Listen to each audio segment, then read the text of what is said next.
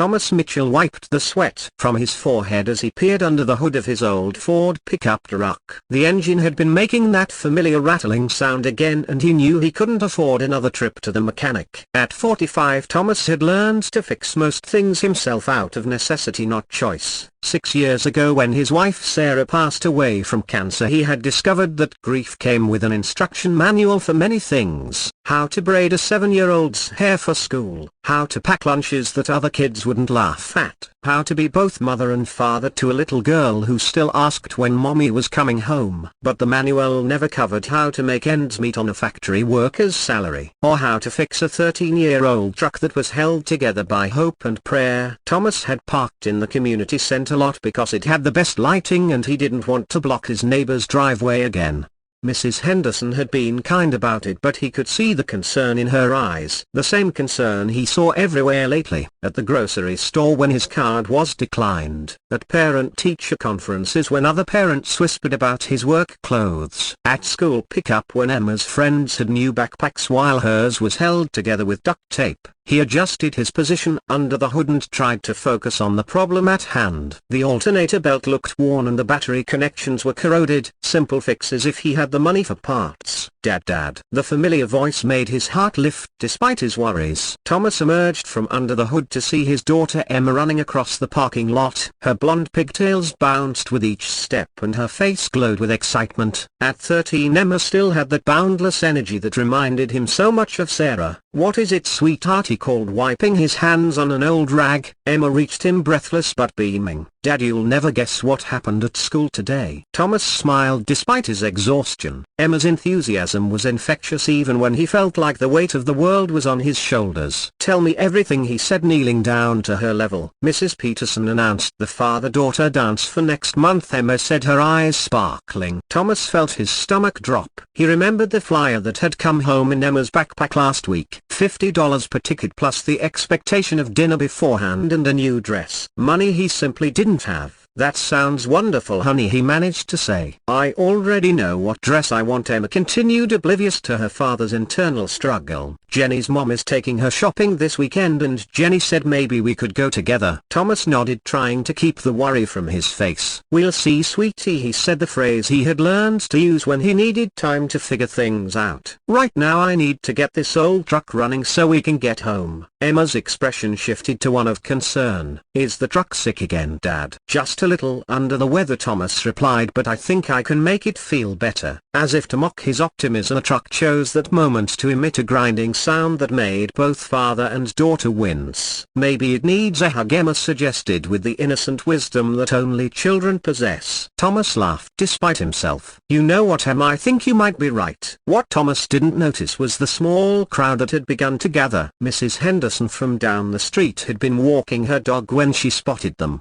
Jim Rodriguez from the auto parts store had just finished his shift and recognized the sound of a struggling engine. Pastor Williams from the community church was locking up after evening service, and Margaret Foster, the retired school nurse who lived in the apartments nearby, had been watching from her window. They had all seen Thomas and Emma in this parking lot before. They had all witnessed the quiet dignity with which this young father faced his daily challenges, and they had all wanted to help but hadn't known how to offer without bruising his pride. Margaret was the first to approach. "Thomas," she called gently, "is everything all right?" Thomas looked up, surprised to see several neighbors walking toward them. "Oh, hi, Mrs. Foster," he said, straightening up. "Just having a little car trouble." "Nothing I can't handle." Jim Rodriguez stepped forward with a toolbox in hand. "Mind if I take a look?" he asked. "I've been working on cars for 30 years. "I couldn't ask you to do that," Thomas protested. "You're not asking," Jim replied with a warm smile. "I'm offering, and there's a difference." As Jim peered under the hood, Mrs. Henderson knelt down to Emma's level. "Emma dear, how are you doing in school?" Emma's face lit up as she began chattering about her classes, her friends, and the upcoming father-daughter dance. Margaret Foster listened listened with the practiced attention of someone who had spent decades caring for children. When Emma mentioned the dance, Margaret caught the quick look of pain that crossed Thomas's face. She had seen that expression before in other parents who wanted to give their children everything but simply couldn't. Pastor Williams joined the conversation, and soon Emma was telling him about her favorite subjects and her plans for summer. Thomas watched this scene unfold with a mixture of gratitude and embarrassment.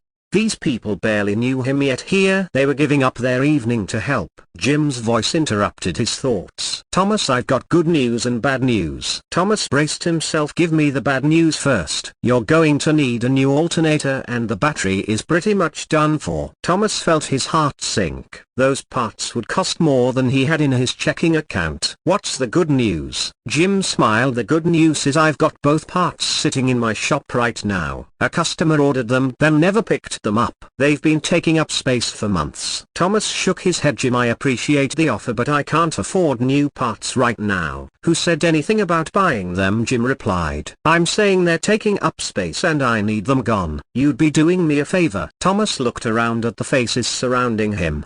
These people weren't just being kind, they were being family. And that's when Margaret Foster made an announcement that would change everything. "Thomas," she said in her gentle but firm voice, "Emma mentioned the father-daughter dance." Thomas felt his cheeks flush. "Mrs. Foster, we're still figuring that out." "Well," Margaret continued, "I happen to know that the Ladies Auxiliary has been looking for a project, and we've decided we'd like to sponsor some father-daughter pairs for the dance." Emma's eyes went wide. "Really?" "Really," Margaret confirmed, "but only if your dad thinks it's a good idea." Thomas felt overwhelmed by the generosity being offered. His pride warred with his love for his daughter. Emma's hopeful expression made the decision for him. "That would be very kind," he said, his voice thick with emotion. Mrs. Henderson clapped her hands together. "Wonderful. And I happen to know where there are some beautiful dresses that would be perfect for a young lady." Over the next hour Thomas watched as his community came together in ways he had never imagined. Jim installed the new parts with Thomas helping and learning. Margaret and Mrs. Henderson made plans with Emma for dress shopping. Pastor Williams shared stories about his own daughter who was now grown and living across the country. As the sun began to set, the old Ford truck rumbled to life, sounding better than it had in months. Emma clapped and cheered as if her father had just performed a miracle. And in many ways Thomas felt like he had witnessed one. "Dad," Emma said as they prepared to drive home, "I think our truck just needed friends to help it feel better." Thomas looked around at the people who had gathered to help a neighbor in need. People who had seen past his pride to his heart. People who understood that sometimes the greatest gift isn't charity but community. "I think you're absolutely right, sweetheart," he said. "Sometimes we all need friends to help us feel better." 3 weeks later Thomas stood in the decorated gymnasium watching his daughter dance with joy. Emma wore a beautiful blue dress that fit her perfectly thanks to Margaret's careful alterations. Her hair was styled in an elegant updo courtesy of Mrs. Henderson, who had been a beautician before retirement. And Thomas wore a suit that Pastor Williams had quietly delivered, saying his late father would have wanted it to be used for such a special occasion.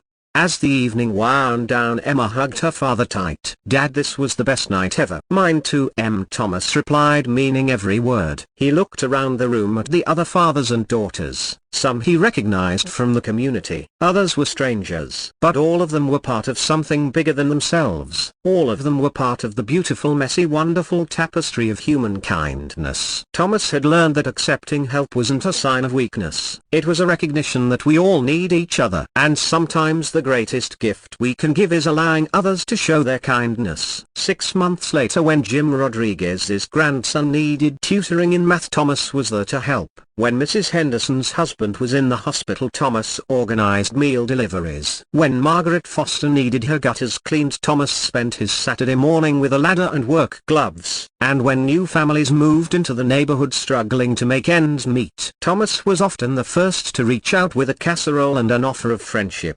Because he had learned that kindness isn't just something you receive, it's something you pass on, creating ripples of compassion that spread far beyond what any one person can imagine. Emma is now in high school and still talks about that father-daughter dance, not because of the dress or the decorations, but because it taught her that communities are built one act of kindness at a time, and that sometimes the greatest strength comes from allowing others to help carry your load.